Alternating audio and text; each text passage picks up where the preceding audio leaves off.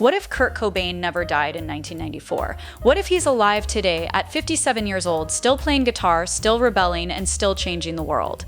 In this episode, you'll witness the most shocking comeback in rock history, a story of survival, rebellion, forbidden love, and music that refuses to die. Get ready, because Kurt is back and he's louder than ever. Imagine this, it's 2025. Kurt Cobain didn't die. He's 57 years old and he's done hiding.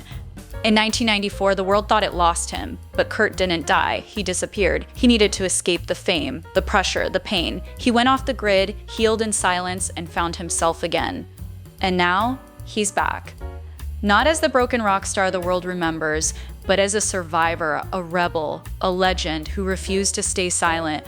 He's releasing new music, he's speaking the truth, and the world, it's about to explode.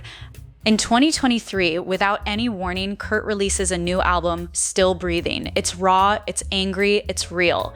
The first single, Unplugged Soul, drops on Spotify. Within hours, it hits 1 worldwide. The lyrics are haunting.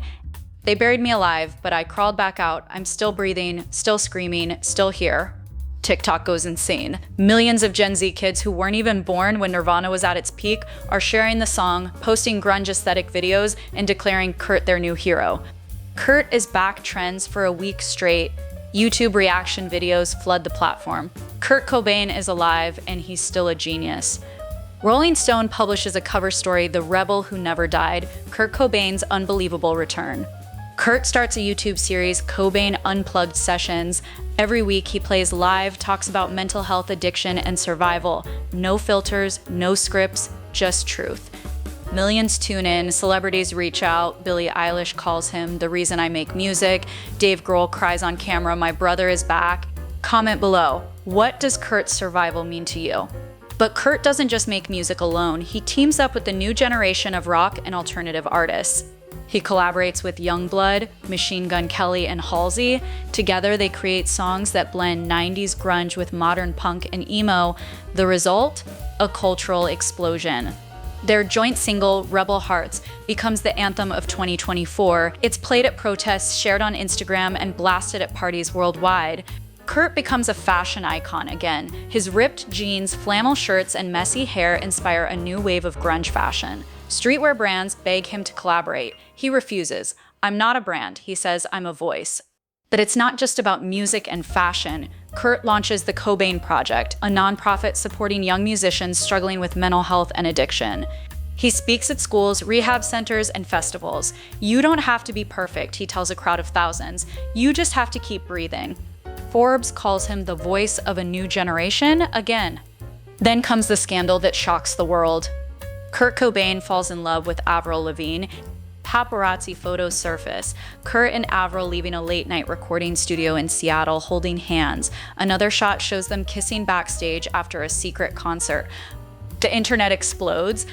Twitter trends Kurt and Avril for days. TikTok goes wild with fan edits, memes, and debates. The grunge king and the pop-punk princess. This is insane. Age is just a number. They're both legends. Kurt Cobain dating Avril Lavigne is the most rock and roll thing ever. TMZ runs a headline, Grunge legend falls for pop-punk icon. The romance nobody saw coming. Kurt posts a black and white photo on Instagram. It's him and Avril, both holding guitars. The caption, music is love, love is rebellion. The post gets 80 million likes in 24 hours.